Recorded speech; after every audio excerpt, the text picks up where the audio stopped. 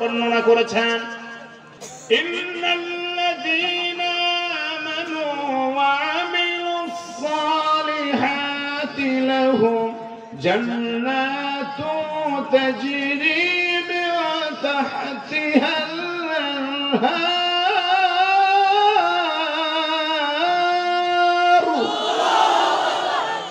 যালিকাল ফাওজুল কাবীর।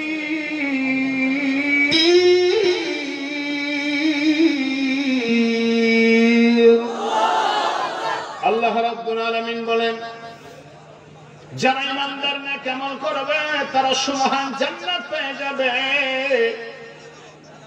আর সুমহান জান্নাত যারা পাবে, আল্লাহ বলেছেন যালিকাল ফাওজুল কাবীর, এটাই হলো মহা সফলতা।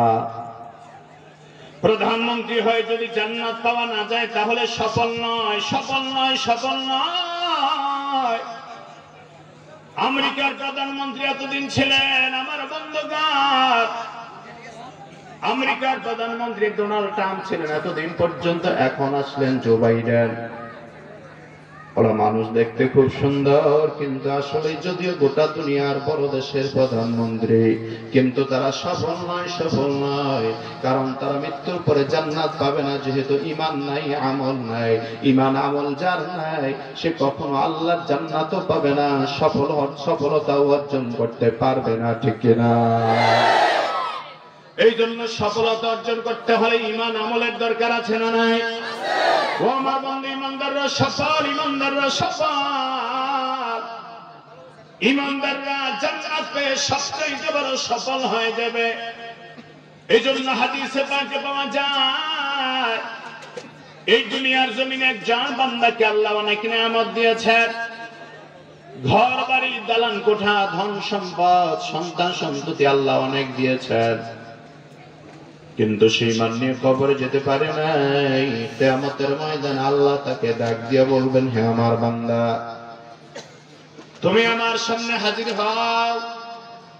আল্লাহর বান্দা আল্লাহর সামনে হাজির হবে। আল্লাহ তাআলা ফেরেশতাদেরকে আওয়াজ দিয়ে বলবেন, উদখুলুন নার গামসা। আল্লাহ তাআলা বলবেন, ও আমার বান্দা, তুমি তো দুনিয়াতে বড় বিল্ডিং ওয়ালা, টাকা পয়সা ওয়ালা ছিলে, এখন তোমার কাছে কেমন লাগে?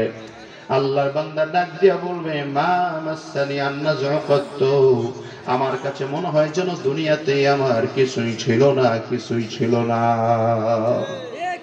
ও আমার বন্ধুগণ, আরেক দল ইমানদার রিকশা চালিয়েছে, খেতে খামারে কাজ করেছে, কৃষি কাজ করেছে, শ্রমিক হিসেবে কাজ করেছে, দুনিয়াতে নামাজের সময় নামাজ আদায় করেছে, মালিক ডাক দিয়েছে, মালিকের পক্ষে সারা দিয়ে চলে গেছে, হালাল মতো জীবিকা অর্জন করেছে, হারামের পথে যায় নাই, অন্যায় পথে যায় নাই।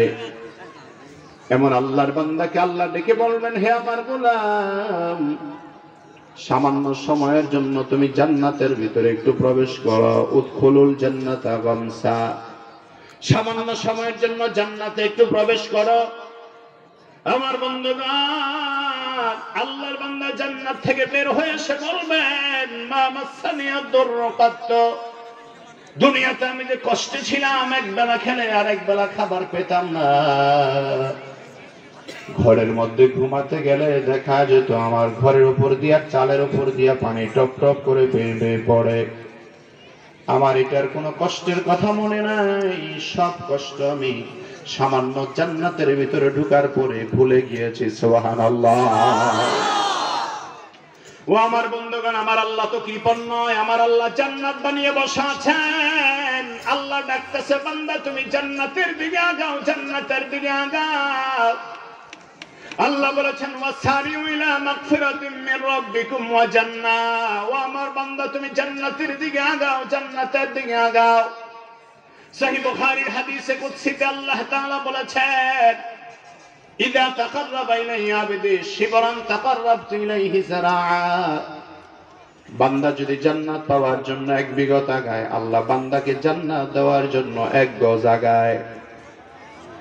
আল্লাহর বান্দা যদি জান্নাত পাওয়ার জন্য এক গজ, আমার বন্ধুগণ, কেউ যদি জান্নাত পাওয়ার জন্য হাঁটতে থাকে, আল্লাহ তাকে জান্নাত দেওয়ার জন্য দৌড়াইতে শুরু করে দেয়। বুঝলাম না, আচ্ছা একটু কমায় দিয়ে অসুবিধা নাই, কিন্তু বারবার এমন ডিস্টার্ব করলে তো মানুষের কষ্ট হবে, আমার আলোচনা করতে ব্যাঘাত ঘটবে। আল্লাহ রাব্বুল আলামিন জান্নাত বানিয়ে অপেক্ষা করবেন। আল্লাহ বলেছেন বান্দা তুমি জান্নাত নিয়ে আমার দিকে আগাও, জান্নাত পাওয়ার জন্য আমার দিকে আগাও। কেউ যদি জান্নাত পাওয়ার জন্য আল্লাহর দিকে হেঁটে হাঁটে হাঁটে আগায়, আল্লাহ তার জন্য জান্নাত নিয়ে দৌড়াইতে থাকে। ও আমার বন্ধুগণ, এই হাদিসের সিয়ার সাবক থেকে বোঝা যায় বহু আল্লাহর বান্দা আছে দুনিয়াতে জান্নাতের জন্য দৌড়ায়, তাদেরকে আল্লাহ জান্নাতটা দুনিয়াতে দেয়, তাদেরকে আল্লাহ মরার আগে জান্নাতটা দিয়া দেয়, ঠিক কিনা? এই জন্য তারা বিনা প্রশ্নে তারা মৃত্যুবরণ করে মরণের কাছে চলে যায়।